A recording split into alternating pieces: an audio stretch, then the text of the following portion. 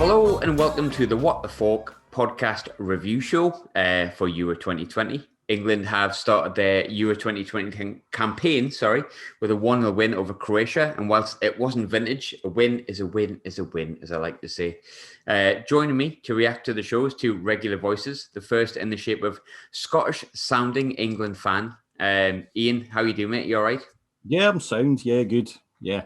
Good. I'm 7 pints deep, so I'm going to, the fact that I've actually got my words strung together, I'm pretty impressed by this. I probably should have backtracked and decided not to do this, but it is what it is. Well, let's see where we are at the end of the podcast, shall we, before we say we've done well? Yeah, I think so, mate. And as you'll notice, that is the voice of Matt. Matt, how you doing? Are you all right? Not bad. I'm only 4 Pacificos deep myself, and I had a pint of lilt after. So I thought, I need to ease off the ale. But, good, all good. Surprisingly for an opening European Championship game for England, good. You're saying there, about drinking lilt. It's boiling here in Scotland. I think it's boiling in England as well. But I went to the fan zone. For people who were wondering, the Glasgow had a fan zone on, which they tried the very, very best to mess up. But thankfully, we got tickets. As it was, they had 3 drafts on offer. They had Heineken, Strongbow, and Strongbow Dark Fruit. And I felt like if I went against Strongbow Dark Fruit, I wasn't a real football fan. It feels like a football drink. I would never drink it otherwise. Does anyone else feel like Strongbow Dark Fruit is a football drink? No, I think it feels like it's a bit of a prin drink around here. It's a bit of it's a bit of like big group of lads, like tech house lads, isn't it? Like wear those like wild wacky shirts, undone 6-pack. Tattoo, lads on holiday to Magaluf. I'm not having a go, obviously. I'm just saying you've let me down, you've let Ian down, you've let the podcast down, you've let the entire borough of Sunderland down by not going for the Heineken. To be fair, I've got the 6-pack, so. Oh yeah, of course, yeah. Of dark fruits, or I'm not going to show it because obviously that would be giving it away. Yeah. Very much so. Your OnlyFans is available, isn't it? £5 a month. Yeah. Money well spent. Very much so. Before we begin, Ian, I'll come to you. I don't want to go into the game just yet. Kind of a word for Christian Eriksen. I think yesterday everyone. It's hard to put into words. I'm really pleased I've got the day to think about it, but I'll not lie. I was sitting in tears, devastated. I didn't know what was happening. I was very lucky that I missed most of what the TV covered. But great to see him, doing well and hopefully on the road to recovery. But it kind of hit home, didn't it? How, I know this is probably not great in a football podcast, but how little football matters realistically, isn't it? Yeah, exactly. I mean, and that's the thing. I mean, I thankfully missed it. I didn't see any of the TV, their sort of pictures, but obviously I gathered from their reaction just how sort of bad things were for him. And it just really makes you think and take sort of stock. And, a young lad like that, out of the blue, he's obviously, fit, and he'll have had regular, heart sort of tracings and things like that through all their sort of medical. So it does actually show you. The one thing I was really sort of pleased about was waking up this sort of morning and, just seeing on social media all of the people going over all of their sort of CPR stuff. I just thought that was really, really good. I know that myself in my line of work, I know all about that. So, but just to see people sort of spread it, it's that was a positive thing. It just makes us think, well, actually, how can we look out for ourselves? So, and just to you as well, Matt. Obviously, it was a horrible moment to. Even though I came in late to sort of witness people, and we could touch on the BBC stuff, but we won't, and TV stuff. But just great to see him not in the worst position. I think, Matt, isn't it? Yeah, there was that photo went out straight after of him, and people were trying to verify if it was real of him being on the stretcher. And normally it'd be like they had the flags around him, didn't they? You'd say that's voyeuristic, but no, he was awake, wasn't he? Had his hand on his head with the oxygen mask on, and it was like, for once, you were like, you do want a paparazzi to, because it verified that he was immediately conscious, alive. I was the same. I wasn't watching it live last night. I was editing a track, getting ready for work in the evening, and my phone just went mental with people who obviously were watching, going, "Are you watching the game? Are you watching the game?"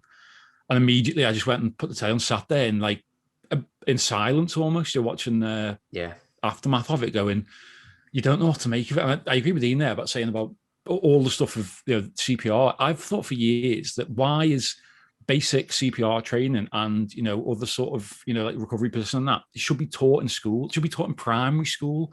Like it's maybe year 6 when you're slightly more, but it should be a basic thing taught to every single person. You shouldn't have to go and do it's not a health and safety course. You shouldn't go and do a basic first aid course. It should be taught to every single person as part of the curriculum. And hopefully, because stuff like this, because stuff like this probably happens every day, doesn't it? To just normal people, they just collapse. And it's the miracle of it, him being a major world-class footballer means that he survived because instantly he has world-class people there to help him. And it does just bring it, doesn't it, to the forefront of, you said football doesn't matter. It just makes you go that, life's so short, isn't it? And so perilous that you've got to enjoy every second. And in a weird way, it makes you go like, why, results like that, England winning today, after the 18 months we've all had, anything that puts a smile on your face and makes you enjoy every single day is good. And, today's been a good day, hasn't it? And the fact that he's, alive and well and responsive, he might never play again, but that's irrelevant right now, isn't it? That, you hope that whatever problem he's got can be diagnosed and he can live a long and healthy life. He's earned his money. Do you know what I mean? He's like 28, 29, but that's irrelevant. As long as he can live with his wife and kids for, another 60, 70 years, that's all that matters, isn't it? I'm just so pleased that we can all talk about it in a perspective of what a horrible moment it was, but thank God it had the most positive ending it could. Yeah, absolutely, mate. And I could watch, England playing went out my mind for a solid few hours. And then when it was like, oh, thank God, okay. Like, and just, obviously we've talked about Kasper Schmeichel, Simon Kjær, I think I'm pronouncing his name incorrectly, but, and the whole Danish team, like before we go anywhere else, like fair play, brilliant. After a lot of division for a lot of time, like great to see humanity basically coming together in the way they did. Fantastic. But like I said before, I won't lie, I'm about 7 pints deep, which is not good for me, to be honest with you. I kind of half forgot that I was going to do a reaction pod, so here we are. So I'm not even sure I should be doing it, but nonetheless, like I soldier on. Matt, how much did you enjoy this afternoon? England beating Croatia? Well, first of all, I missed the goal. I went to the toilet. So, best way to do it. Oh, how many goals do you miss? Do you know what? The most important ones, isn't it? Always is. And as well, I carted a TV outside and ran a 25-foot coaxial cable from the living room out the window. So I was like, stressed anyway. But I thought we've never won, have we, an opening European Championship group game? No, never. Which was I just could have swore we had, but we always seem to, don't we, get like Euro 96, the Switzerland game, got held back. The last minute against Russia in 2016, they equalised. And that win, it just changes the complexion of the group, doesn't it? It means even if a disaster happens and we get beat by the Scots on Friday, it means all we got to do is beat the Czech Republic on Tuesday.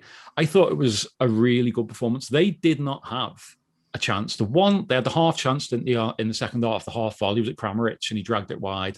Yeah. They didn't cause us any issues. A lot of eyebrows were raised, weren't they? I know, Graham, you posted when the 11 was out, you weren't sure. And I think most of us thought Trippier at left back, Calvin Phillips, no Grealish. But I thought to a man, they were outstanding. And do you know what? I'm so happy for Southgate. And the way that we spoke about that, the Players Tribune letter he did, and it was brilliant. And the way he spoke after the game again, he just is the right man. I think Gary Neville said something similar. He went, he's the right man right now. It was almost like he was born to be the England manager. And you look at, like you think of Sam Allardyce had the job, didn't he, for one game? And without getting too personal, what a piece of work he is. He embodies everything that's wrong about the game, doesn't it? And then you've got someone like him, and whatever you think about he did at Middlesbrough and stuff, management-wise, not the greatest record.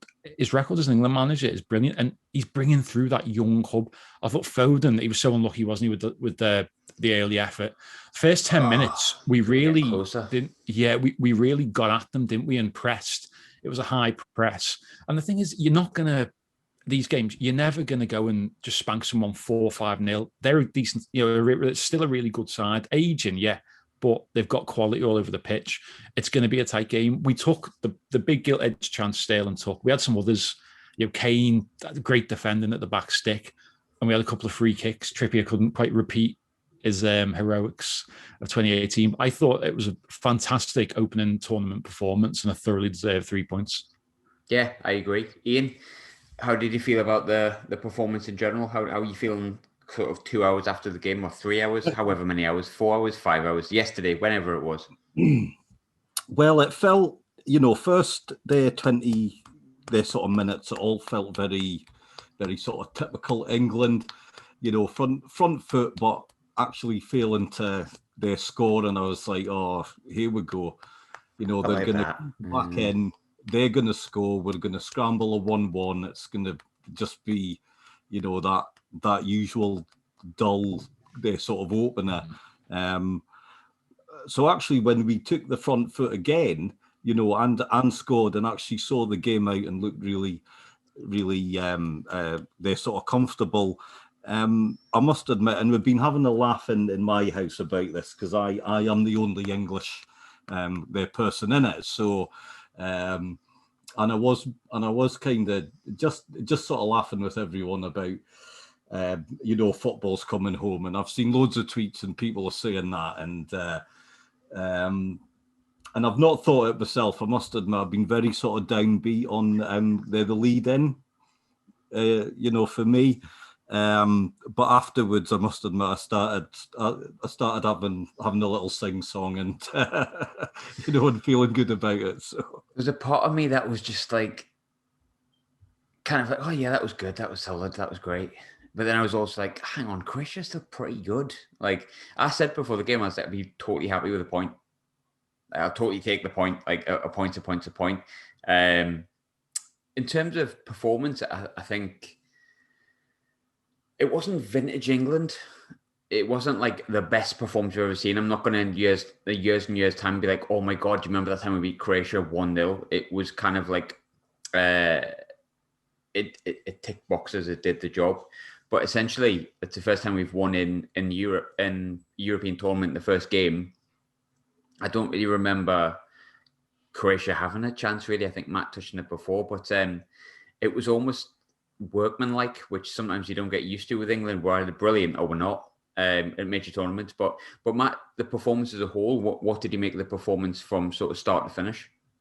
I thought it was exactly what you want from it. Again, without meaning to get into, it's coming home territory and stuff like that. There it is, ready to go on the phone. I only have I've got Vindaloo on my phone. The only two World in Motion. I've got that as well. Yeah, those three I bought back in 2018. So I need them on my phone just in case. I thought you look at like opening games of teams that go far in tournaments, your Germany's, your Spain's. Like you say, you don't see them come out and dominate and batter a team unless it's a really lower ranked team. And even then, the tight games, these games, we touched on, people have a go about the England friendlies and qualifiers were always poor because it's the nature of the beast.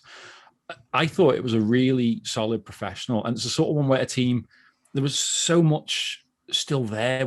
Without, we played really well, but, Grealish, Sancho wasn't even in the 23, Grealish didn't start, Kane was quiet.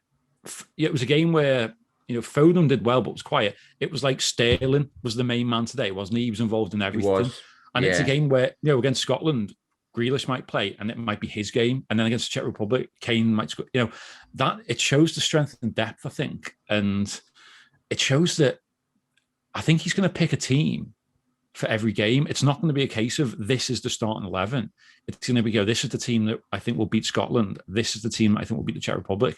And then if and when we get out the group, I think the second round, we play the second place team in the group of death, don't we? So Portugal, if we finish Germany. First or second, yeah. Basically. Yeah. So it's one of them. I've seen people say, oh, it would be better to finish second. No, because, eventually, if you're going to win a tournament like this, you're going to face a quality team, aren't you, at some point? So you've got to face them. It's irrelevant. And you want to win your group, don't you? You want to win the games. I thought it was as good a first group game performance in the European Championship as I've seen. Bizarrely, the best one before today, I'd say, was Euro 2004, the opening game against France. where we were the better side for 88 minutes by a mile. And, Beckham misses the pen. Rooney was in his pomp. And then they score 2 goals in 2 minutes. They score a penalty. And then Zidane puts a free kick in. So, really promising signs. And I think the likes of Calvin Phillips, we all raised an eyebrow and went, and he's probably man of the match, wasn't he? In most Sterling. I'd say Phillips was outstanding today. Yeah, I mean, I'll openly admit I questioned Mings, I questioned Phillips, I questioned Trippier at left back. I questioned a few positions, but Ian, I'll come to you with this one. Credit where credit's due. I love being wrong. Like, I'm not the kind of person that will post something and be like, oh shit, better delete it. Because I love being wrong if it benefits me. Like, at the end of the day, I don't mind being like, if I'd posted Calvin Phillips as the worst midfielder that's ever won an England shirt and he's had the man of the match performance, couldn't care less, because I can laugh about it. I can be like, brilliant, I'm wrong, and it's benefited me. But I agree with Matt. For me, man of the match, far and wide, and totally dispelled my worries I had about him. There's a long tournament to go, but we're talking about today's game. Did really, really well, Ian. What did you make of Calvin Phillips' performance? Yeah, he was excellent, wasn't he? I mean, and that's the thing, we all have our sort of views, and we base it on how much league sort of football that we've watched, and we will be sort of coloured by certain sort of factors. But Southgate, knows the players. He's been working with them, and let's face it, we're always the England manager job is we call it a poisoned their sort of chalice, but you've got to be sort of bold, and you have to pick the best that you think and work with what you've got. And we don't have that hindsight, do we? We don't have, not hindsight, we don't have that.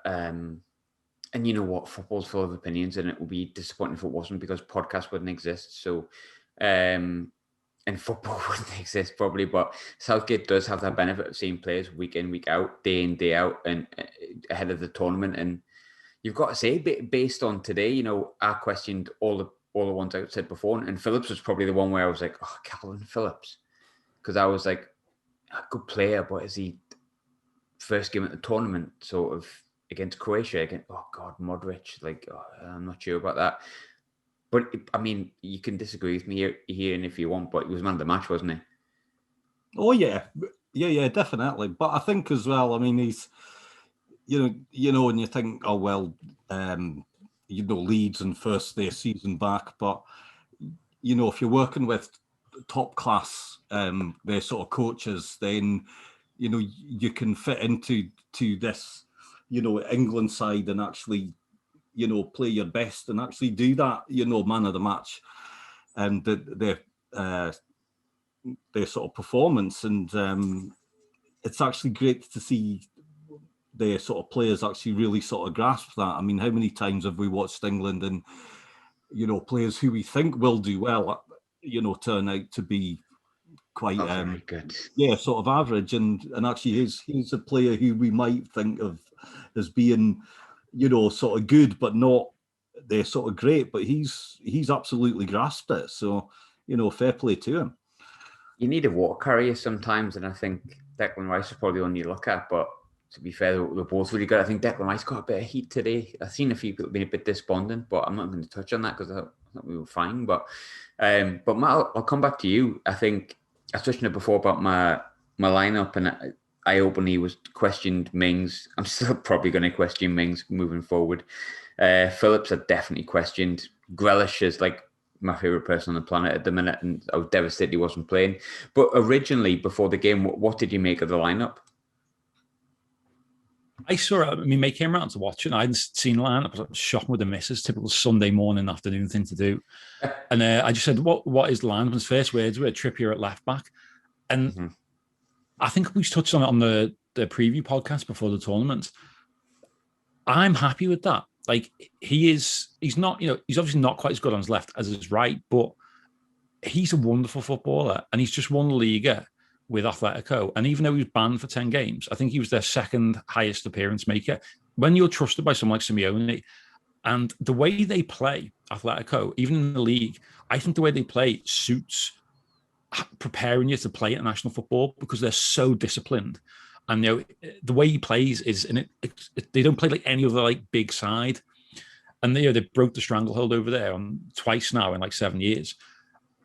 I thought Calvin Phillips, again, like most of us, we went, I don't know why. Maybe because he's only been in the Premier year with Leeds, and it's that thing. And this hasn't been a normal season, has it? We haven't been watching him play in full crowds, so maybe it was a little bit of not arrogance or just ignorance from us all to go, is he good enough? And clearly he was. And I'll also say, surely now is he your favourite K Phillips of all time? I can't think of any. I was racking my brains trying to think, because I can't think of any other K Phillipses, certainly in the Northeast, who would be, legendary statuses. There was a little lad once, signed from Watford. I don't know what happened to him in the end, but he had potential, I would say. Not good enough though. What did he do for England? One cap, wasn't it? In a friendly. Nonsense. Calvin Phillips, mate, he's the new K Phillips for me. Get him. Get Niall Quinn in there with him. Get Quinny in. That's what I say. Phillips and Quinn in midfield. They'll do a job. Nicky Summerby whipping him in. I'm all for that, to be fair. Let's just go back to 1997 and 98 again, can we? Actually, no, not for you. The following. We'll go back to the following season when you romped the league. Imagine like waking up and it being 1998 again. Every Sunderland fan listening here just going, subscribe. Question with Calvin Phillips here. It's probably a daft question, Matt, to be honest, but international football can sometimes allow itself daft questions. Would you play Calvin Phillips next game? Or do you think it's a silly decision not to? Yeah, I think... I know that I just said that he's probably got an idea of different teams for different games, but I think someone like him, young, hungry, he's playing at Leeds. I think he's the perfect type of player you need for a game against Scotland. I think Grealish will start against Scotland. I think that's the perfect game for him to go, and I think Foden and Grealish both should start. It's a game where, on paper, they're the weakest team in the group, aren't they? But it's an England-Scotland game in a major tournament. So, again, let's get another cliche. The form book goes out the window, because they will be more up for this than any game since Euro 96, but we played them in a two-legged qualifier for Euro 2000, didn't we? 99 was it, I think? Yeah, it was like October, November 99. We beat them 2-0 at theirs, and then they beat us at Wembley 1-0, but we went through an aggregate. So they will be up. Of course. Yeah, of course. And then the last time we played them was the that 2-2 game at theirs when Lee Griffiths scored those two late free kicks. And Harry Kane went and scrambled in a 94th minute equaliser. So they owe us. They haven't beaten us, have they, in a competitive game since 2000. So 21 years. The first major tournament since France 98. The first European Championship since Euro 96. There's a lot there for them to be like, it's our time. And certainly I think after tomorrow, when we'll see how they get on in their opener, and it's a winnable game for them. I think it's the best opening game they could have asked for, isn't it? So we could be going into this, the winner will go top of the group with 6 points. I kind of want them to win. I want Wales to do well. I want Scotland to do well. It's only them that hate us. You'll know better than being up there that, they do not like the English. I'm surprised that, Tenants, I'm surprised that they were selling Strongbow as an English side, isn't it? Did they not have... That's what's a Scott. They don't do Scottish side, do you? I was shocked there was no Tenants. They had literally Heineken, Strongbow and Strongbow Dog. It's £6 a pint, by the way. £6 a pint in Scotland. Yeah, horrendous. No wonder it wasn't busy. I basically took out a mortgage to get pissed. That's a disgrace. That's not going to go down well, is it? Tomorrow when the Scots are playing, is it an 8 o'clock kickoff? Scotland tomorrow. 2 o'clock tomorrow. A lot of people will be going. 2 o'clock tomorrow. 2 o'clock on a Monday. It's not the greatest, is it? No, it's probably safe. That's going to stop the Scots. Let's be honest. It definitely won't. Already Ashley's got a crate in with different countries in and got disappointed that you got 4 Hungaries in a 24-pack. But it is what it is. This is why tournament football's great.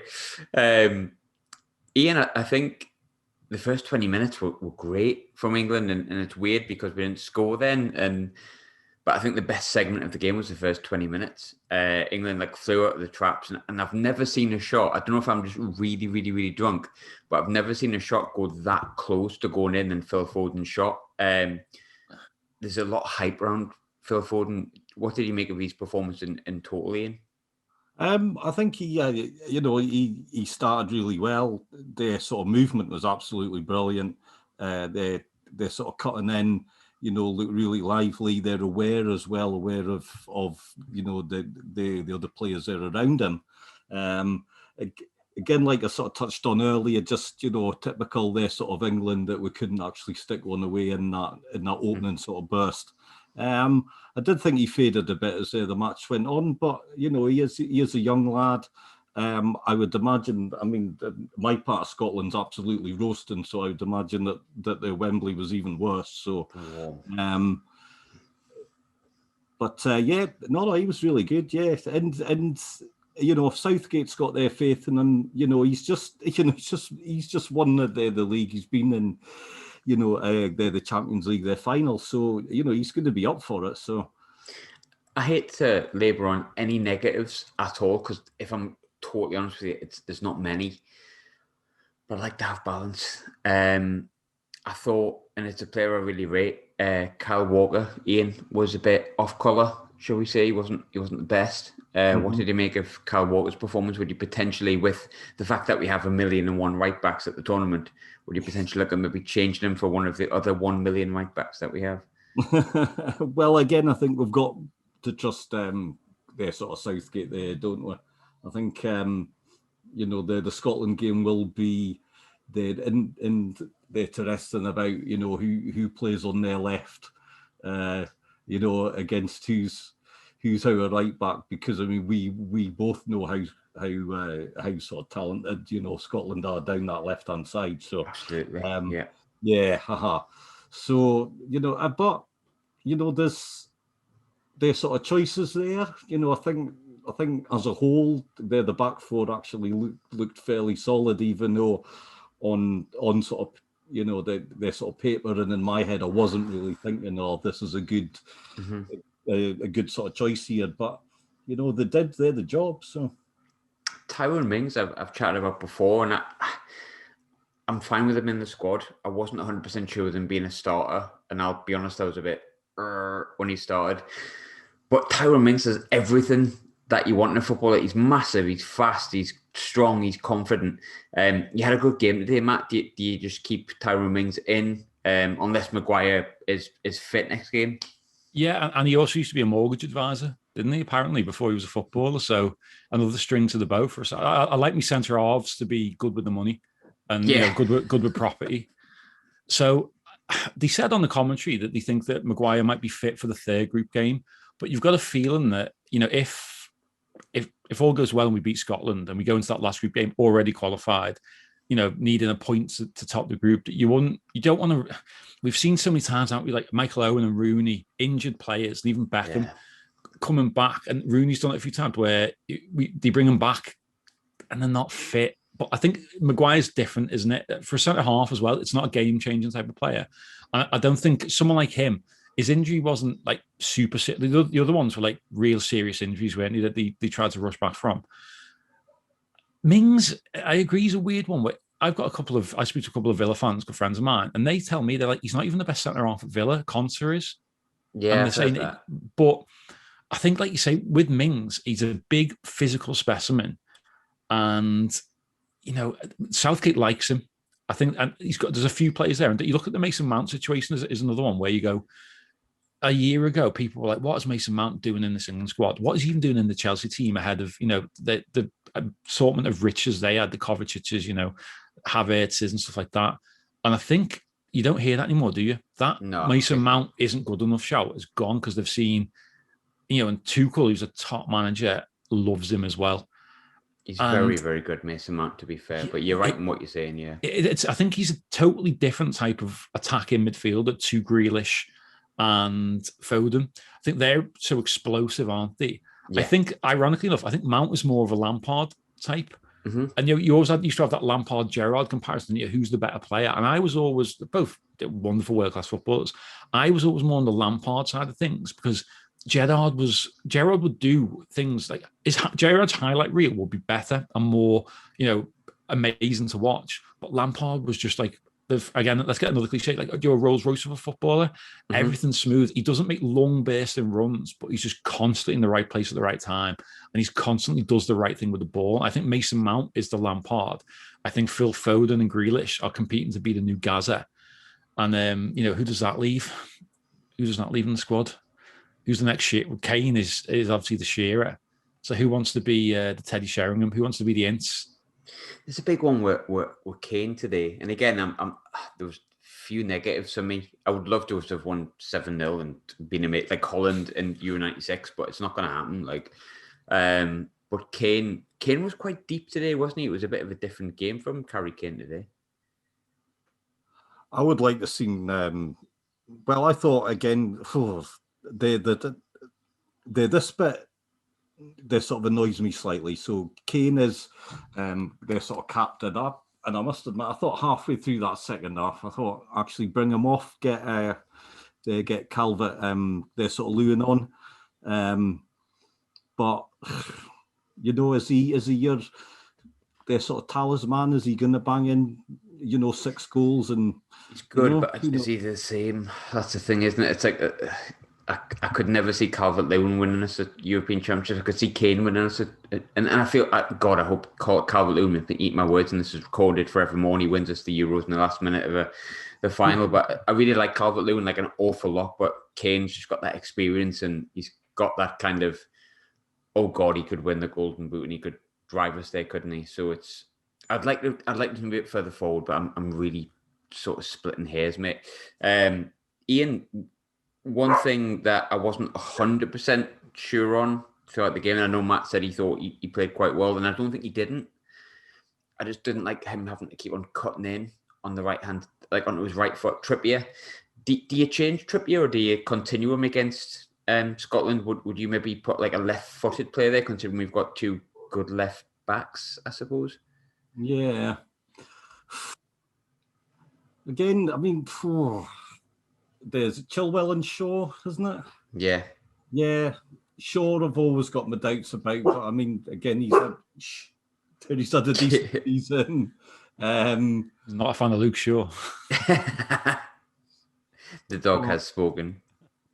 There's sort of Chilwell. I mean, yeah, he's a decent player, but just won the Champions League, I guess. Yeah, well, yeah, exactly. I mean, do you go with that, or what does Southgate see that we don't? I mean, that's the thing. And do we put our faith in him? I find it interesting that he played Trippier, because I was thinking when you put a player that's not a natural player in that position, there's a reason you've put them in there. And I thought, is it for defensive reasons? No, probably not, because he would have played him at right back. Did he put him there because he has to be in the team? And I thought, well, Trippier is not like first name on the team sheet. So I thought, is it for his set pieces? That's the only thing I could really think of. I mean, I like Trippier a lot. I would be more than happy dropping, based on today's performance, maybe dropping Walker and putting Trippier at right back and then bringing the left back. But I'd like to see more balance. Matt, are you of a similar nature, or? It's hard, 'cause we touched on there about Scotland's main threat being the left-hand side, isn't it? Roberts and Tierney, probably their 2 best players, the 2 closest players they've got to being real world-class players. So you wonder, don't you, will he, we've got the option, maybe not with Maguire out, but we can play that 3 at the back with wing-backs, can't we? Or we can play the flat back 4. It's a tough one. I trust Southgate. I don't think there's a right and a wrong. I don't think anyone would be arguing if Reece James starts. I don't think anyone would argue if Kyle Walker starts, Trippier, and same at left back. If it's Chilwell, if it's Luke Shaw, every single one of them there, you go, no, I'm happy for them to play. There's so much strength in that squad. Pretty much every single position has got someone where if they play, you'd be like, no, that does not weaken this first 11. If anything, it might strengthen it. And I think it is going to depend on who we're playing, on what we need from a game. Certainly, if we get out of the group and get into the knockout phase. There's a big thing, I think, they were talking on, I can't remember, I think it was Michael Richards was talking about the three at the back, and Ashley Williams was on because obviously Ashley Williams was part of that Wales squad that played the 3/5 at the back, and he said the problem is when you play against good teams, it goes from a 3 to a 5 quite instantly, which is why I was like, I wanted to play 4 today. Obviously, that's worked, but I think with all due respect towards Scotland, it should be mainly us dominating possession, and if we finish our chances, it should on paper. Football's not played on paper, but let's pretend it is. It should be England that's winning, especially at Wembley. So I think he could feasibly play a back 3 and be pretty confident that most of the game is not going to turn into a back 5. So I would be quite happy with like maybe, I think they said they were in training, they were playing with Luke Shaw on the left side of a back 3, almost like a left-sided centre half, which I think I'm kind of okay with because he's a pretty big guy. But I think it's also think it'd be harsh Walker, isn't it? Walker, Stones, and Mings would be a 3, wouldn't you? You think he likes using Walker as the right-sided centre half, doesn't he? And I think because Mings is left-footed as well, isn't he? That was a big reason that he played him on the left-hand side. But I mean, overall, again, it's great. I feel like this kind of podcast we've been doing, a lot of it's been like, oh my God, we have so many great players. Why are we not talking about winning the tournament? It's because we're English. But just to finish, Ian, obviously I'll come to you first. Scotland on Friday, it's a big game. Not just because of where me and you both live. I think it's a lot more difficult when people are making it out. But realistically, we've won the first game. It allows us to even sneak a draw, like get a draw, and it's not a disaster. But how do you see Friday going? I think, to be honest, I think it's going to be get your windows put out. By the way, if you say that Scotland are going to get beat, as am I. I think it's either going to be really, really, really tight and sort of cagey and actually come down to their sort of errors. Mm-hmm. Or England's either going to do really well, or actually Scotland are going to turn up and maybe sort of rain on the parade. I know I'm kind of covering everything there, but I think in this one you just don't know. It is a derby, mate. It's the thing. It's like when Sunderland play Newcastle, you kind of go, well, if we play well, we'll win. If we get beat, if we play bad, we'll get beat. You hate judging it, so I kind of understand it. And fingers crossed. Obviously, got a preview show during the week with a few more Scots and whatnot, which should be. Oh God. Yeah, no, it should be fun, Matt. You're invited as well. Don't worry. Matt, overall, how did you feel? How do you feel on the weekend after a few beers and going into Friday's game? I'm again as a Sunderland fan and as a Tranmere fan and as an England fan. It's very hard to ever get optimistic, isn't it, about anything? You just instantly, when something good happens, you go, what's going to go wrong next? Yeah. So something like good, you go, something catastrophic is coming because we can't keep being good. It was, good, solid professional performance. We restricted them, a win, almost like the obviously, like I said, you'd love to win 3 or 4-0. It's not going to happen. It's almost the perfect performance. The sun's been out. We've all had a few beers. Like we've said, that game on Friday, your analogy of it being just like the Newcastle Sunderland game is perfect. It's you can't look at the fact everything's out the window. You need, and I think this squad understands what it's about. It'll be pretty much, there's not many players left bizarrely from the 2017 game, is there? There's been a high squad turnover since. Kane, Pickford, and Trippier might have played in it. Maybe Maguire. It was actually Joe Hart was in goal. Was he? Was that enough? Yeah. So a lot's changed in those 4 years. Oxlade-Chamberlain scored the first one. Yeah, he did, didn't he? And not no near the squad. Smalling at centre back. Bloody hell, ridiculous! Have you got that? Tell me you've got that game in front of you, or are you just doing this from memory? Living in Glasgow, I remember it very well. Oh, because they still harp on about it. It was amazing, wasn't it? Those two might have been mentioned once or twice. Yeah. Yeah. Like say, if all goes as it should, 9 times out of 10, we should win that game. But again, I think it does matter as well how they get on tomorrow against the Czechs. If they get a win, they'll be flying. Yeah. And, I wish it was in front of a full house. It's not, is it? It's still restricted Wembley attendance. And is their final group game at Hampden? Or Croatia. Yeah. So, it's going to be great, isn't it? It's just great to be I'd almost forgotten because it seems so long since the World Cup, doesn't it? 2018, but how good a major tournament is. I've never been in my life excited to watch Austria North Macedonia, and I was like, and I was so into that game watching it. I was hoping North Macedonia. North Macedonia scored. I celebrated it genuinely more than when we scored because, like, you see what it means to this country. Oh, what a player! What a career he's had. Just a legend of the pod is Pandev. And Ian will back me up on that. Yeah. What like a serial hero. He's just done it for everyone he's played at, hasn't he? He's at is it Genoa now? Yeah, I think so. Yeah, he is at Genoa. Like, he was Inter, and he's just, wonderful. Yeah, he's been balding since he was like 7, hasn't he? Like, he looks the same now as he did 10 years ago when he was winning the Champions League in the league for Inter under Mourinho. But 47 hours, didn't he? Yeah, check his passport, be one of them, maybe, the old North Macedonian passport. But just this tournament now, then we've got Ukraine, Holland tonight, and it's just, my missus doesn't like football, doesn't get it, never has. And like, I don't think she quite understands how big a deal these major tournaments are. And I've always preferred the Euros. I've said I think it's harder to win because I think the overall standard is higher. Mm-hmm. And I've always liked the fact that there's no stupid kickoff times because it's always in Europe. There's no, it's a 7:00 kickoff on a Monday morning, and it's £1 a pint in Wetherspoon still the first goal, and then you draw 0-0 with Nigeria, and then you've got to go to sixth form college after 12 £1 pints and sit there in a psychology lecture. That's for another podcast. I think it's I think just the perfect weekend. Even the Italy game on Friday, in front of the fans in Rome, they've missed out on major tournament. And the Dutch are back in. They missed out on the World Cup last. It'd be nice, nothing against Ukraine, but it'd be great for the Dutch to get a win tonight. And you're just, love the Dutch. Yeah, who doesn't? Like, some great kits. I've got I've got the Euro 88 kit. I've got the France 98 night kit. Like, just, good players, good team. And it's just great, isn't it? A major tournament, a major Euros, an England win. And a right grudge match coming up on Friday that, may the best man win. And by that, I mean England. Yeah. Let's go. Right, by the way, I'm going to come and rebuild Hadrian's Wall if you want to join me from your side. Yeah. I can. It's not that far from me, to be fair. We can meet in the middle. We've got a week, haven't we? We can get that. Ian can jump in.